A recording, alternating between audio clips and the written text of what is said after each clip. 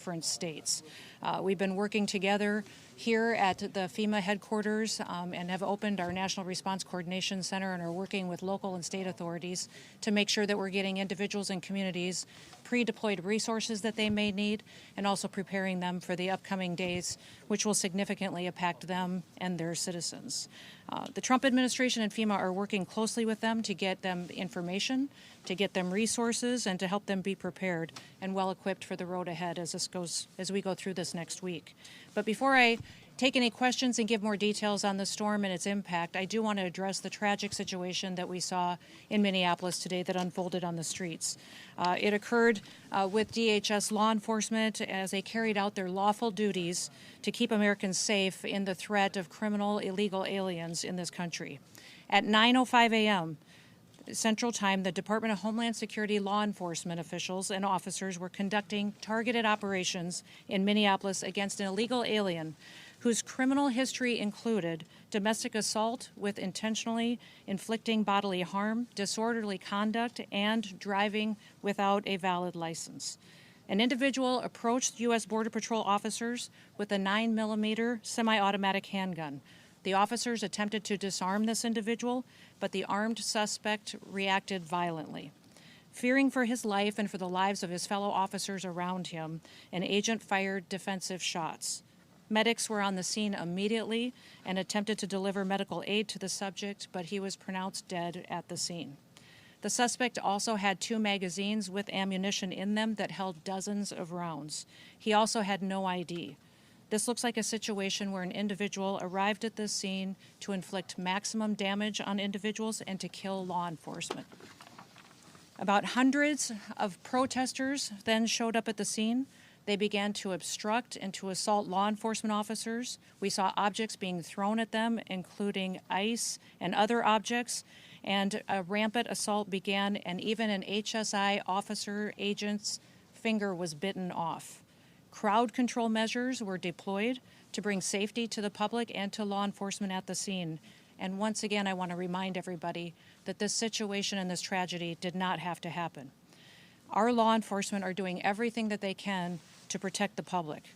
We're praying for this deceased loved one's family and friends, but we also recognize that the Minnesota governor and the Minneapolis mayor need to take a long, hard look in the mirror. They need to evaluate their rhetoric, their conversations, and their encouragement of such violence against our citizens and our law enforcement officers. I'll remind you that Governor Walz today in his press conference said that our officers were not even law enforcement, which is a lie.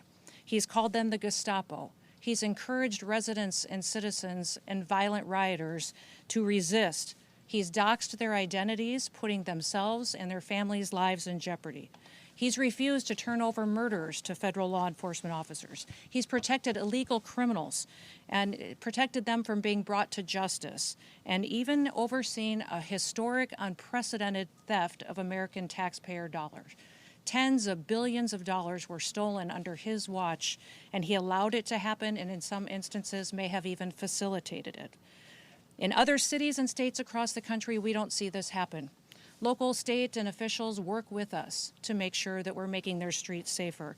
I'll point to the city of Memphis, which is where there is a Democrat mayor in place. He worked with us and our federal law enforcement officers, and we saw murder rates drop by 50% because of that partnership.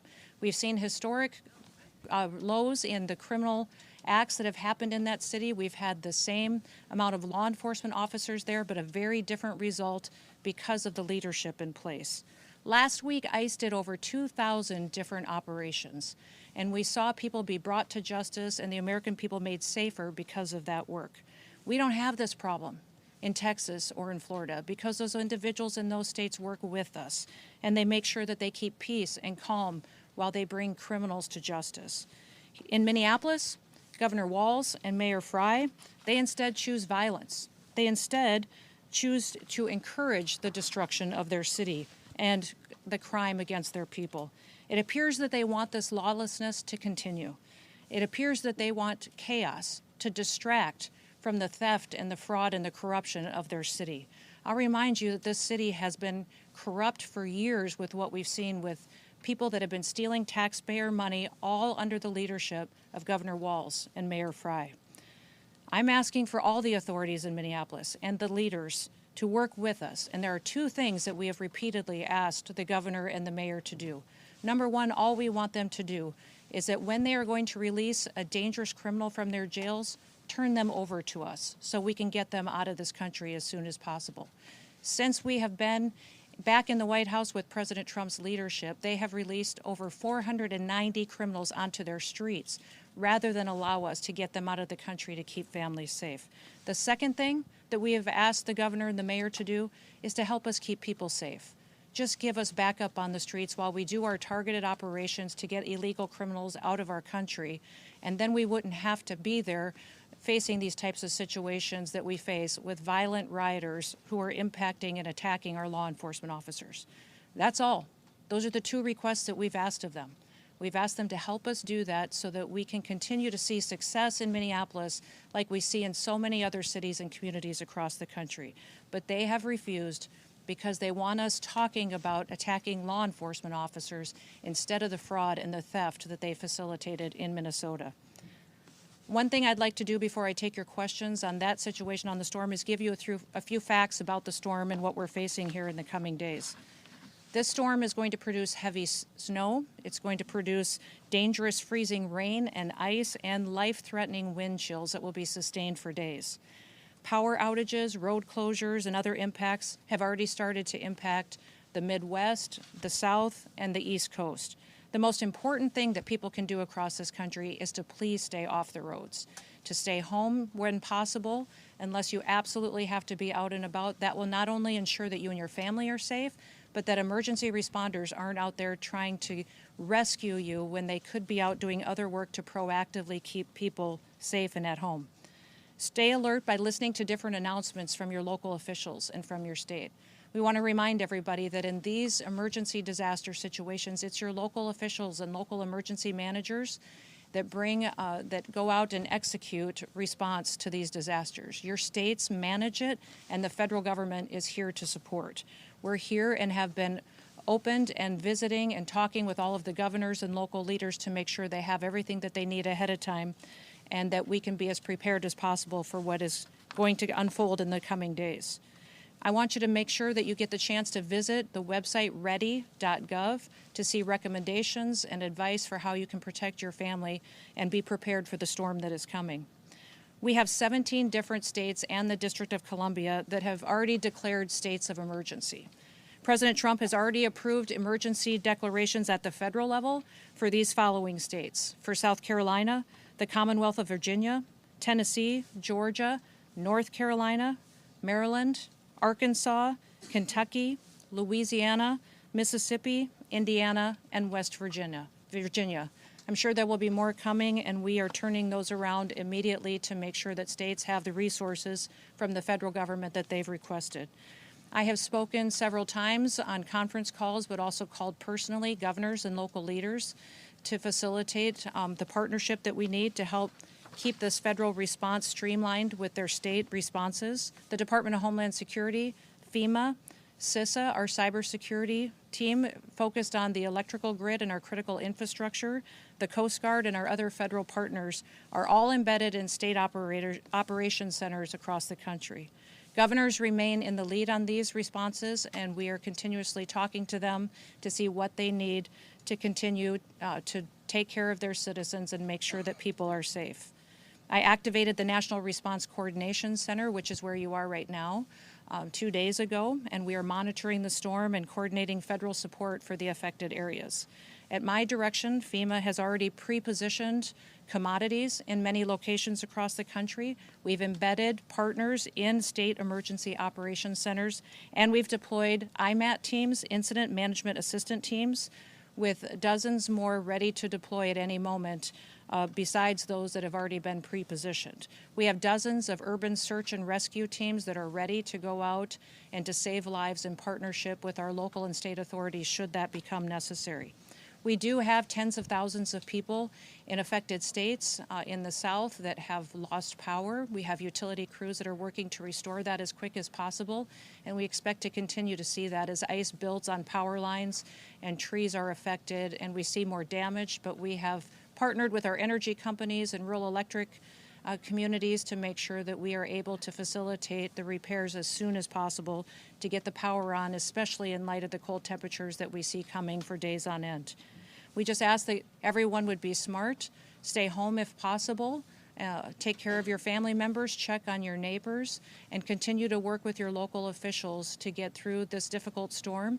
And we will continue to pray for God to bless this great country and all of the families and the public servants who get up and work to keep people safe. With that, I'll take any questions that you may have. Yes. Is DHS leading the investigation into this shooting? And if so, will there be a criminal investigation? And also, will we see body camera released from the officers involved? We are conducting this investigation just like we do all other officer-involved shootings, and we'll continue to do that. So that is unfolding, and we'll give you more details as those are released. Secretary Noem, thank you so much for doing this, and would welcome also any other guidance from Chief Scott.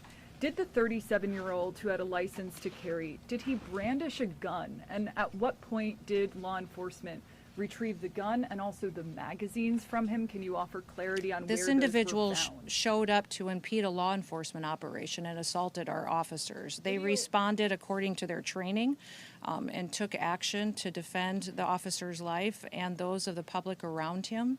And I don't know of any peaceful protester that shows up with a gun and ammunition rather than a sign. This is a violent riot when you have someone showing up with weapons and are using them to assault law enforcement officers. Because video appears to show he's disarmed before shots are fired. So I just want clarity on that. And beyond that, I just want to follow up and ask who within the federal government is leading the criminal investigation, understanding that CBP OPR has opened up an internal investigation. And beyond that, why did federal agents tell Minneapolis Police Department to leave the scene? We're continuing to follow the exact same protocols that we always have. And so this investigation is ongoing. We're continuing to gather the facts as they unfold throughout that.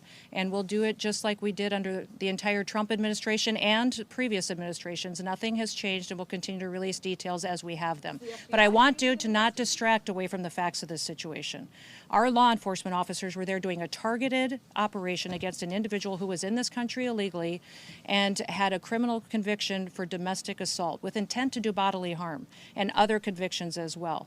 This individual went and impeded their law enforcement operations, attacked those officers, had a weapon on him and multiple dozens of rounds of ammunition, wishing to inflict harm on these officers, coming brandishing like that and impeding their work that they were doing. We'll continue to allow. That is a different incident that happened at the same situation after the tragedy unfolded. But yes, that's the kind of assaults and violence that our law enforcement officers are facing out in the streets and that the local leaders are encouraging. Remember what Mayor Fry has said.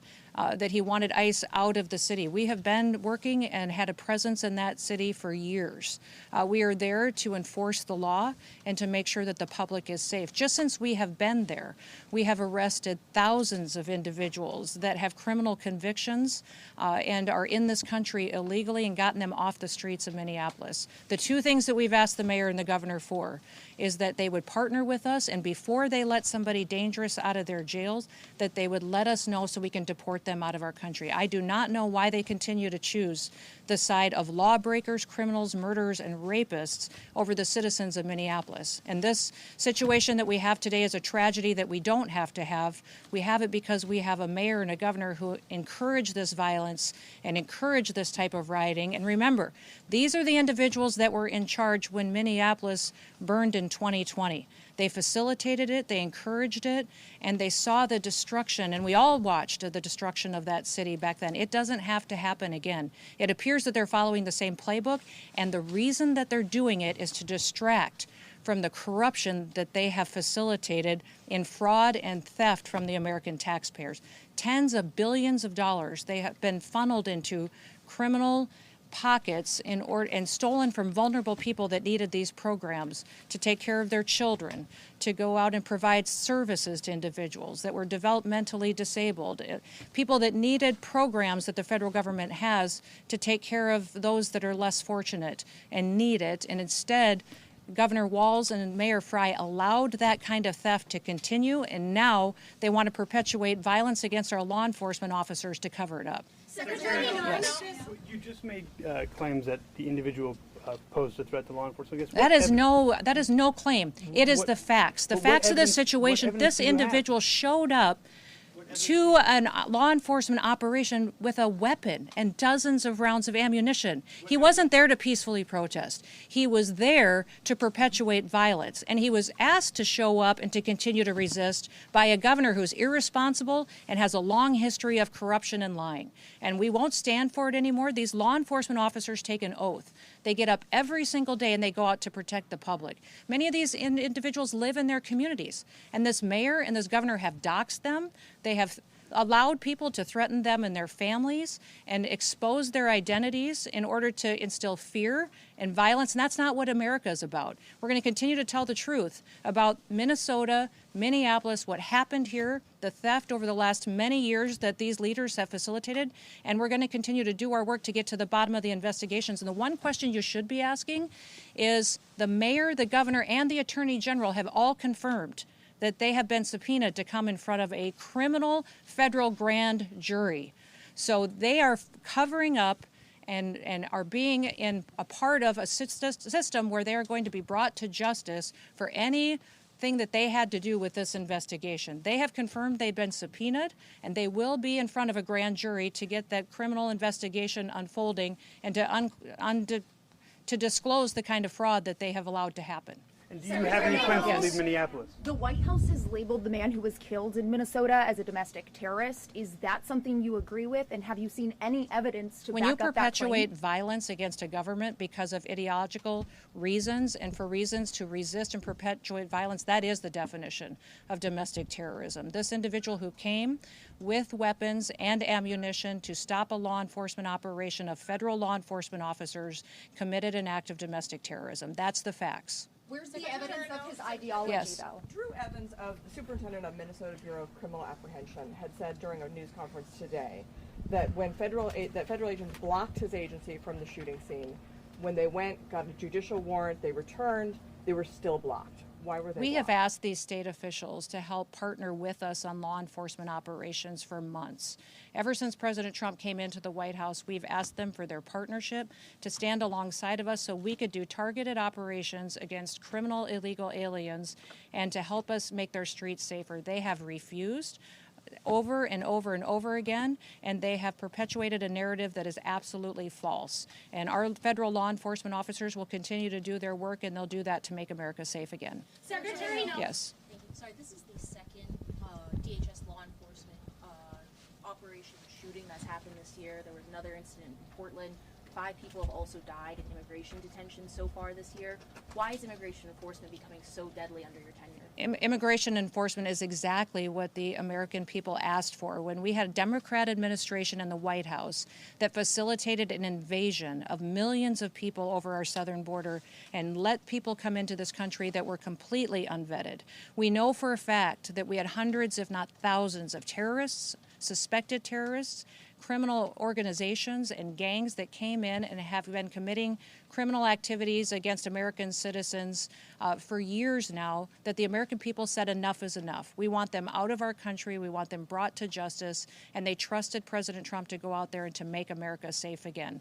It is absolutely false to say that there's more incidents with our law enforcement than there was in history before. In fact, our accuracy and our operations are being conducted in a manner that is historic for accuracy and taking care of people and doing so safely. So the narrative with the press that they've perpetuated that we have more individuals that have been jeopardized or that our detention centers aren't at the highest standards is absolutely false. Our detention standards and the people that are being taken care of there are at the highest level they've ever been. They exceed state and local standards, and we'll continue to do that and make sure that people have the facts around how people are treated when they're brought into detention, and then we take them home. Secretary Noem. Yes. We've seen some reports about witnesses being taken to the Whipple Federal Building in Minneapolis. Could you explain why the witnesses of the shooting this morning have been taken to that building? The witnesses are you talking about the ones that have been detained that are illegal aliens? No, the witnesses, I think, to the event in Minneapolis. I won't speak to the investigation and the details, and those will continue to unfold, but I do know that we're continuing to follow the same protocols that we always have. Secretary Noem. Was there a question back here on the storm? Does anyone have a question on the storm? We are at FEMA headquarters. Secretary Noem, Yes. if these are targeted arrests, why are these immigration agents going after civilian protests out of their way? And second, This is your individual agency- impeded the law enforcement officers and attacked them.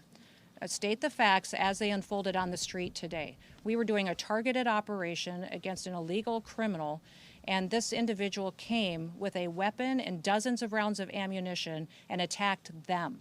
And these agents took action to defend their lives and to defend the lives of the people around them and acted according to their training. And we will continue to let this process go forward and not allow people like Governor Walz and Mayor Frey to lie about what actually unfolded on that street. Now they have deemed this situation an unlawful assembly, and these leaders aren't even cleaning up the situation that they have as far as the violent riots that we see unfolding in Minneapolis right now.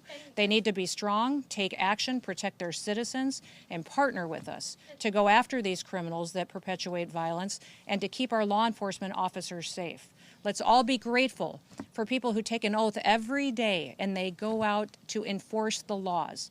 That is their job, is to enforce the laws and to make sure that there is consequences for breaking the law in this country and that it applies equally to everybody. That is what they do. They do it every day. They do thousands of operations every single week, and they do it with excellence. Don't let political corrupt leaders who are just trying to cover up their theft of American taxpayer dollars try to distract you from the facts of the situation.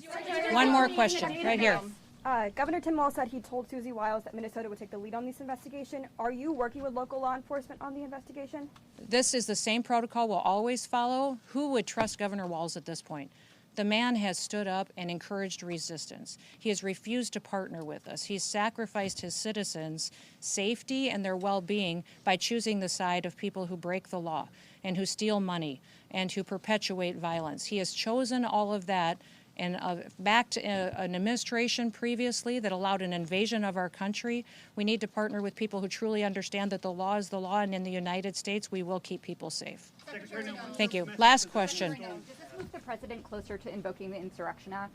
The president will use every tool that he needs to follow through on his promises to the American people. I'm proud to work for a president that wants to keep people safe, and he recognizes that political individuals like Governor Walz and Mayor Frey need to be met head-on with recognizing that we're not going to allow them to distract us from what they've facilitated for corruption in their state. We're going to treat Minneapolis exactly the way that we have treated every other city across this country as far as helping to make those streets safe.